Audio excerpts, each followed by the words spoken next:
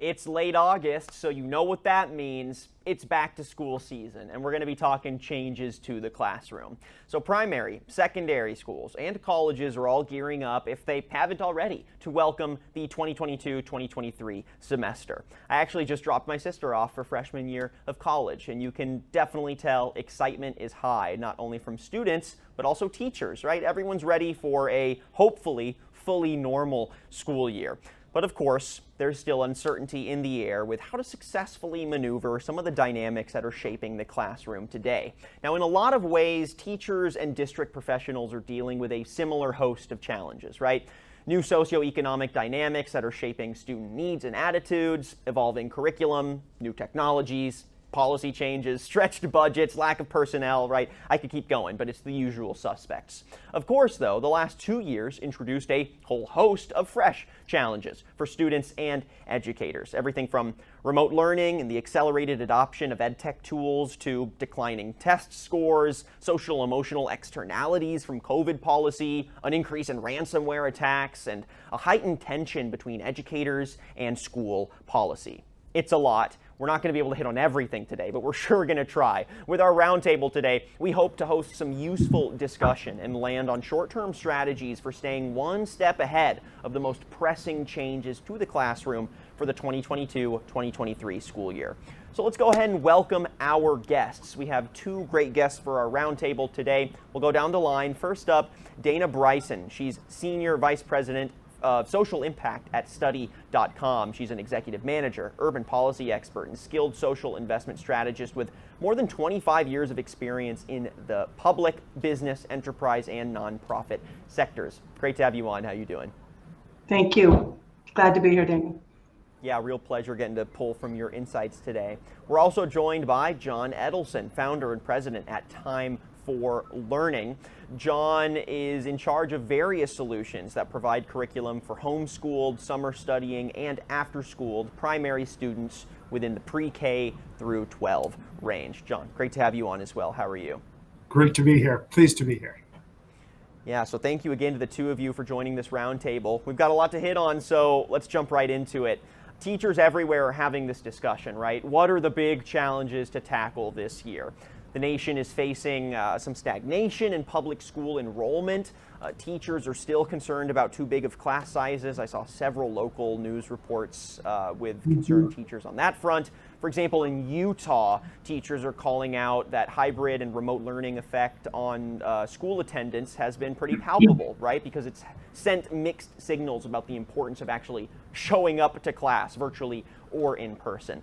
So I want to open the floor to just pick your brains more generally here. Can you give us a quick elevator pitch on what you all see as the most pressing, unique challenges that educators are up against this school year? Yeah, I'd be glad to jump in here, Daniel. You know, kids are increasingly addicted to technology, but they feel burnt out at the same time.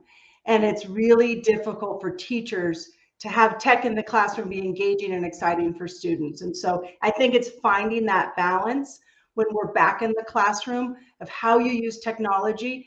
And I know one solution is a micro learning format, 7 to 10 minutes, short videos, and a way to have the kids really engage with curriculum and use technology for the good, but not bore with it because they've spent a lot of time in the last 2 years staring at the screen. Same question to you, John. So it's been a very tough few years. I'm very empathetic to the school systems, the teachers, but in particular to the parents and mostly to the students, because that's what this is all about. When we talk about a return to normalcy, I warn people a little bit. Gosh, it really wasn't that good even before the pandemic. Let's remain forward-looking and think what the best solutions are for the different children. At Time for Learning, we've spent 20 years helping the parents who've decided that the best thing for their children is not to go back to school, but to go back to homeschooling. And that brings up an interesting dynamic, which we'll definitely unpack with you having expertise in the homeschooling side of things. First, I want to address what both of y'all brought up, which is this association with technology. So if one-to-one technology, which was already a trend, as was online tutoring and gamified learning platforms, if those weren't already doing the trick. The pandemic fully materialized this trend of a disintegration of the classroom's four walls, right? And an expanded understanding of how to facilitate engaging, personalized education regardless of the medium or learning environment. At the very least, it expanded the imagination for what's possible. So Dana, we'll start with you here. What do you see as the most common role for hybrid learning this year? And what advice would you offer for experts and educators and district professionals to use said learning model strategically to complement larger curriculum goals now that we've settled into some of the possible use cases for hybrid learning? Right. It's a great question, Daniel. I mean, the new classroom is the hybrid classroom. It's here to stay. And so, but I think it requires defining. I really want to define what that means. I mean, if I think back a decade, teachers had been regularly using technology and some what we would consider hybrid models pre-pandemic. You would teach a lesson in the classroom, you would assign something to students, they'd go on a laptop or in the computer in the room and do the assignment, right? But so if you're talking about the model where half of the class is online and half of the class is in person, that's really different. And what the data shows and what we hear from teachers, we're in 9,000 districts around the country, it is really difficult for teachers to have a model that's half hybrid and half in classroom. That is a place where teachers are really suffering the most. And therefore, to John's earlier point, the goal of student outcomes, that really suffers. This hybrid 2.0, what I'm hearing from district leaders is that, we're really needing to adapt, right? And so technology creates and teaches a lot of theoretical or conceptual frameworks. When I talk to district leaders at large districts in this country, some of the top 3 largest, they really need this. Our students need practice. They need skills. They need 27 minutes a week, for example, on very specific subjects that technology has not been able to offer in that way. So I think really defining what we mean by hybrid. And so I'd love to talk about that more, but also want to hear John's thoughts on it. And John, I'll intersect the homeschool angle here too, but this is definitely anecdotal. I'm curious to hear your more grounded insights, but I found it interesting, saw this article that a hybrid homeschool program out of Western Pennsylvania reported a doubling of homeschooling enrollment since this time last year. So being on the homeschool side of the classroom, how has the validation of hybrid learning shaped the homeschool classroom for this year? And from that angle, what's your perspective on the hybrid learning model and its utility this year? So when I share what I've noticed over the last 20 years talking to parents is in some ways they're all the same. They all really want just one thing. They want the best thing for their child. The reason parents pull their children from school is not because of the computer strategy or anything like that.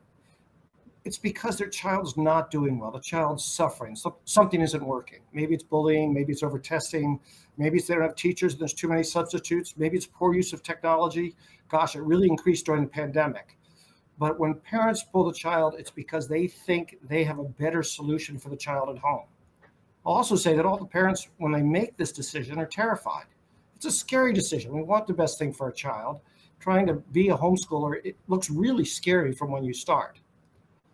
Once the parents start homeschooling, the reason they keep homeschooling is really always the same. They do it because their child is thriving socially and academically. Now, what does each homeschool look like? Well, the children are different, the families are different. There's no typical homeschool. But at Time for Learning, one of the things we've seen is that technology is almost always part of it. Gosh, it's 2022. Everybody uses technology all the time. In any job they go into, in any communications you do, technology mediates, technology provides all sorts of different activity. Most of the homeschool families went one-to-one a long time ago. During the pandemic, the schools caught up, and that's good. And they're getting there, but there was a lot of difficulty as they tried to figure out how to do it and which applications to do, and they did it under very difficult circumstances. Homeschoolers, the challenge is easier. If you try something with your child and it doesn't work, you try it for another few weeks, and then you switch to something else. Nobody's married to their homeschool program, and parents can do just the right mix of technology, desk work, groups, homeschool co-ops.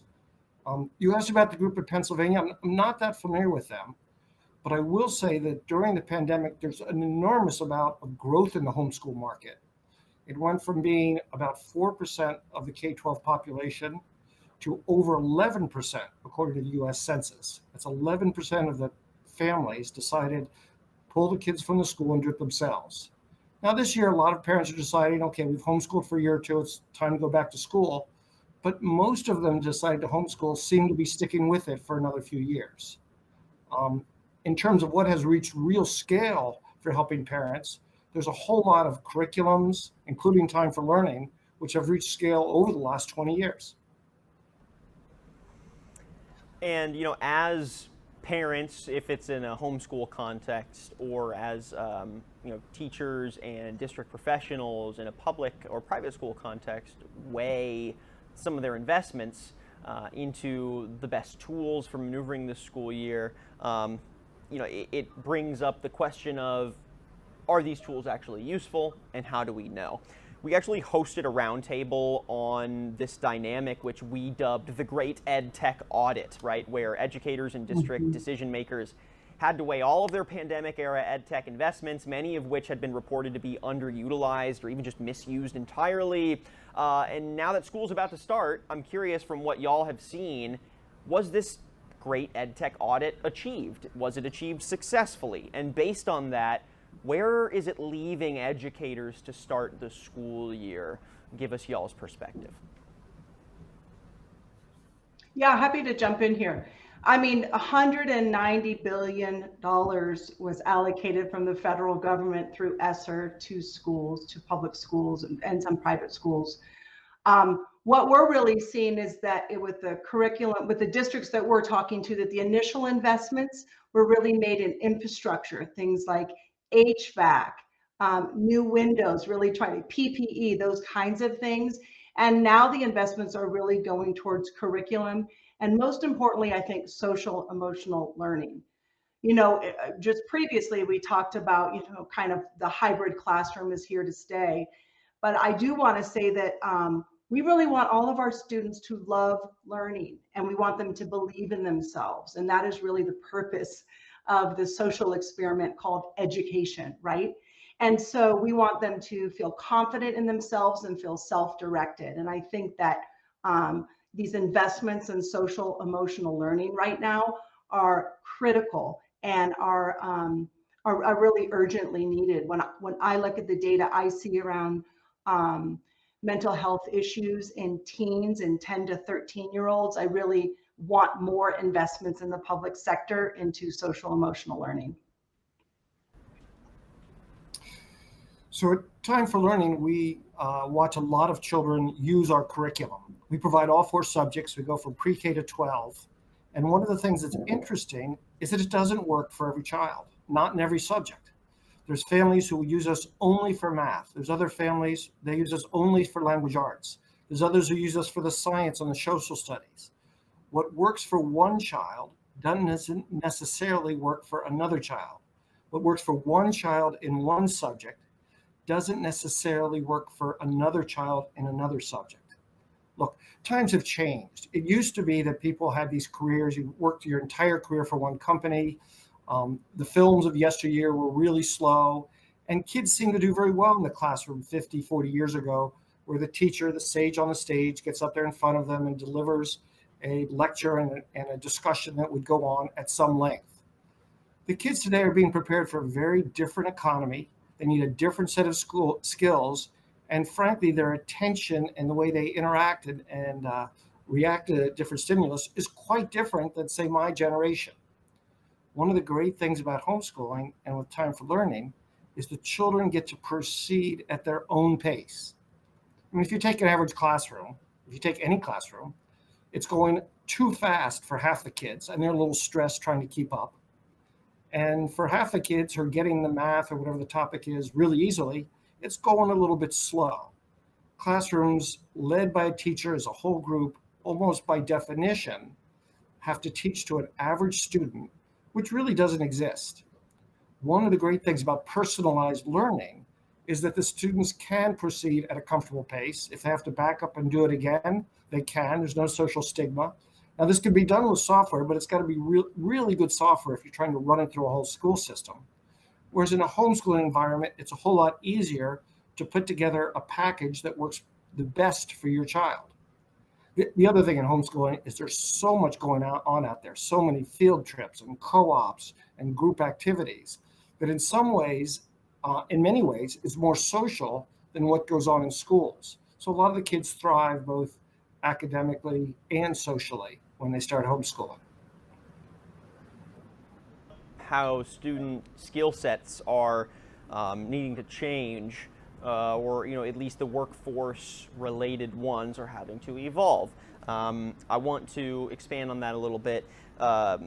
We've actually been seeing several school-level and government-level investments on expanding some of those possible curriculums, right? For example, at Wake Tech, the school is putting grant money towards developing Industry 4.0 classes that are preparing engineering and trade skill students for an era of smart manufacturing. Another example, the Biden administration is devoting billions toward workforce investment, which includes programs for supporting worker shortages in the trades with high demand like construction and fabrication. So I'm curious where the classroom might be struggling this year to build curriculum that supports increasingly needed workforce skills, and what strategies would you offer for making any changes now to start to build that foundation, right, to prepare students for the coming economic and socioeconomic changes that are defining our workforce? So kids grow up younger, faster these days. That's kind of a truism. But it's also true in terms of careers. My generation was not that focused on careers, oddly. We didn't think about it until later on. And the truism was, gosh, go to college. That's the upwardly mobile thing to do. In the modern world, both high schools and homeschools, it seems to be a little bit more sophisticated. Kids are a lot more interested and a lot more engaged when they have a choice and they're picking their interest area. So career pathing, picking a roadmap into careers has been pushed much younger. It's not something you start thinking about in college. Now you start thinking about it in high school. You see it in the high schools that they all have these different academies now. They have a health academy, IT academy, a language academy. They really tried to build more into their high schools. In homeschooling, it's a whole lot more interesting because not only do that, many of them will take community colleges courses during their high school years, or they will apprentice in different careers while they're in high school. Because they're homeschooling, they have so much more flexibility with their schedule that it's easier to work in pursuing their career and other extracurricular interests. Dana, how about on your end? Same question. Yeah, I agree, our K-12 curriculum that we offer at study.com, it's a full curriculum for 4th through 12th grade. And we also offer 250 college courses. And John, I'm glad you mentioned dual enrollment or community colleges, because we are seeing a lot of that. When I speak with chief academic officers and curriculum directors, I'm hearing a lot of interest in this opportunity for students to have dual enrollment, so that you're in 10th grade, but you're also taking a college level course in a subject area you may really be interested in that may be a future career pathway. So we're really proud at study.com that we've got the ability to offer districts this dual curriculum, so that students can be in a full academic curriculum for 4th through 12th grade, but also get some college credits under their belt before they go. Really helps them to save money. Daniel, if I may, I wanted to talk a little bit about apprenticeship in teaching, actually teaching as an academic pathway. Okay, great. So at study.com, we're a for-profit company with a nonprofit mission, and the mission is to make education accessible. We have donated more than $24 million of in-kind technology and other resources to districts across the country. And we are very focused right now on the teacher shortage. Last year, we launched the Keys to the Classroom initiative, where we are donating licenses to districts, apprenticeship programs, and innovative teaching pathway programs around the country to try to both get more teachers in the classroom and build a more diverse teacher pipeline. And so we're really, we're in 10 districts right now, 10 states around the country and 13 different programs. And I just want to talk for a minute about Clark County, Nevada, 5th largest district in the country. They have this innovative apprenticeship pathway where they fast track paraprofessionals, teachers' aides who have probably been in the classroom a good decade on average, but never got their teaching degree. So they fast track for a 1-year bachelor and certification in that same year so that they can become teachers. And I'd be happy to talk if we've got time later in the program about some of the other public-private partnerships that are really helping to build the teacher pathway through the Keys to the Classroom program. We are running up towards the end of the broadcast, so you may want to condense that in your final thoughts here. But I've got one last question here that I want to tee up.